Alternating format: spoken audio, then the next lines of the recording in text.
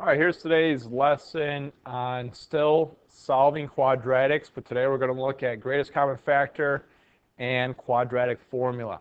Okay, so two things that are very common regardless of the method used that are going to help us out in this topic. All right, so first thing you always want to look for is a greatest common factor, GCF, regardless of the problem, because what it does is it makes the problem easier.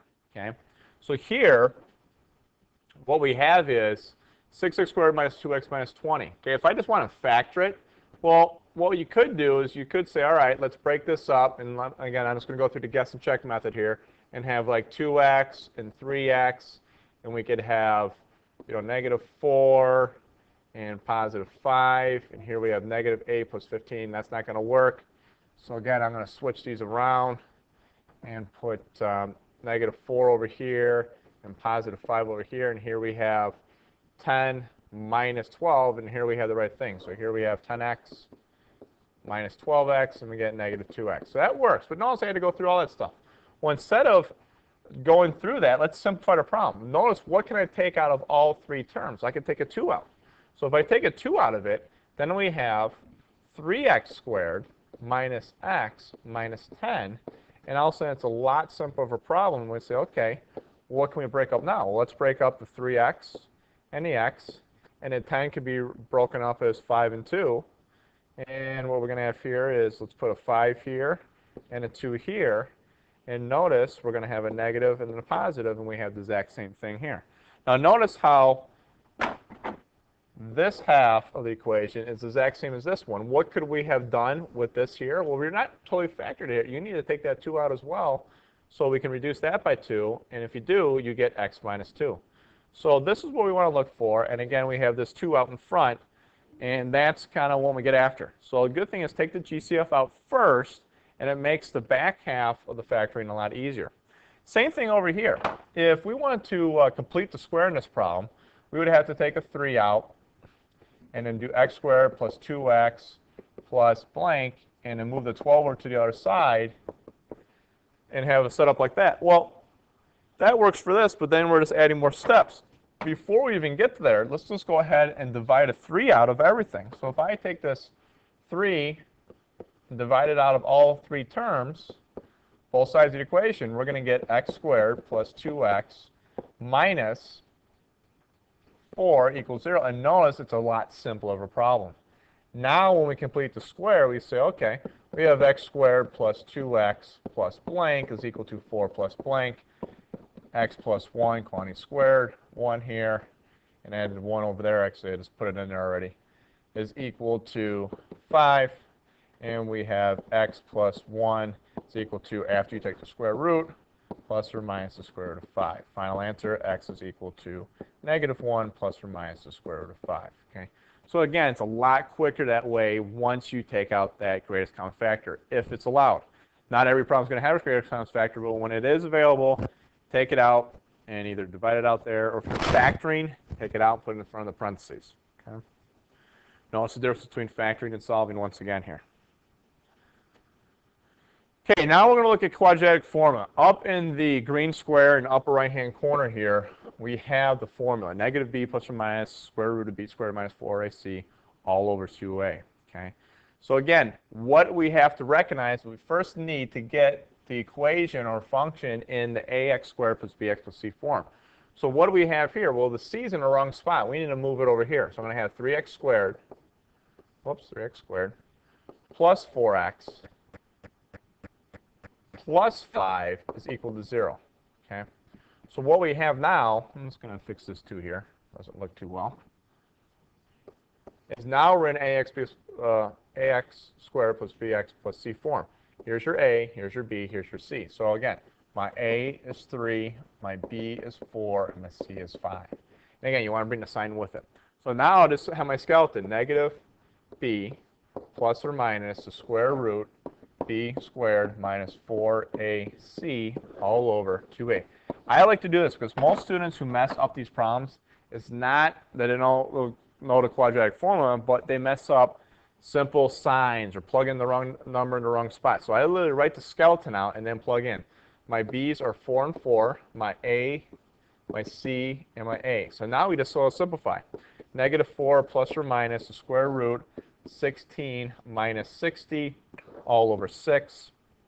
And again, if I simplify that, just move this down out of the way a little bit here.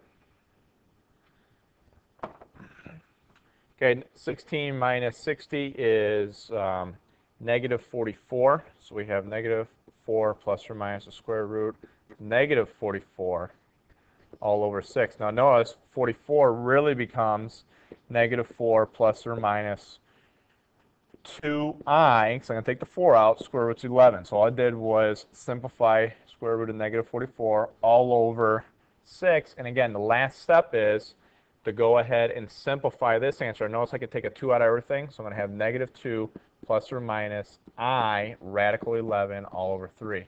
Because all I did was take a 2 out of here, here, and here. I can do that because I take it out of every single term. Okay. So again, that is our answer by using the quadratic formula. If I was to complete the square, I would get the exact same answer. And both those methods would work. The nice thing about quadratic formula is a formula that works for every single quadratic, both real and complex. Notice the I in this answer. Okay. The next slide, we're going to talk about the discriminant. So let's take a look at that. So here, notice the discriminant, b squared minus 4ac is the term, or I'm sorry, the expression with inside the radical of the quadratic formula. So off to the side here, I have 3 solutions that came about while working on the quadratic formula. Now notice I have not reduced the radical at all. And what you want to do is look at it, say, okay, if we have the square root of 48, what does that tell us? That tells us that we're going to have a real answer and 2 of them. Because if I simplify that, 48 breaks down into the square root of 16 times 3. So that's going to be 3 plus or minus 4 times the square root of 3 all over 2. Okay? Notice our final answer is 2 real answers. Okay? And we know that because we had a positive discriminant, 48. That yields a positive solution for the quadratic formula. Notice in the second example here, we have a 0 for discriminant. A lot of students think, well, if there's no discriminant, that means there's no solution. No, that just means that there's no plus or minus shift. So what's plus or minus the square root of 0? Well, we can pretty much ignore that piece right there and say, what's my answer? 3 divided by 2. Just what's left over. So here we have one answer that's actually repeated twice at 3 divided by 2. Okay, and we'll talk about graphing where that comes from. So notice we have one real answer. Okay. Then the last example down here, notice we have a negative. So right away say, okay, what does that mean for us? 3 plus or minus I square root of 22 all over 2. And notice in this answer we have 2 imaginary. So 2 imaginary answers as well. So the thing to remember is when you talk about the discriminant, positives yield two real numbers. A 0 discriminant yields 1 real answer, and a negative discriminant yields 2 imaginary answers. And that's the power of the discriminant within the quadratic formula where we see it.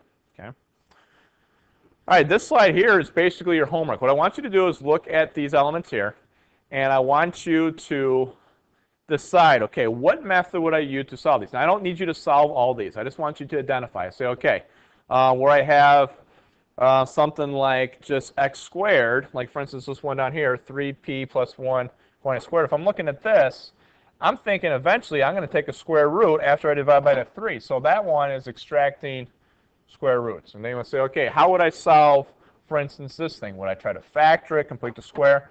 So go through and label each question on how you think you would solve it. And we'll discuss that in tomorrow's class. Now the 2 problems highlighted in the yellow, I want you to go ahead and follow through on just those 2 problems and solve them whatever method you think would work the best, and then also do the quadratic formula for those 2 problems and see if you get the same answer. Okay? So for instance, if you want to factor this problem right here and then also do the quadratic formula, that's what I want you to do for sure, and see if you get the same answer. And you should. Okay? So try those things. All right? And we'll see you tomorrow in class.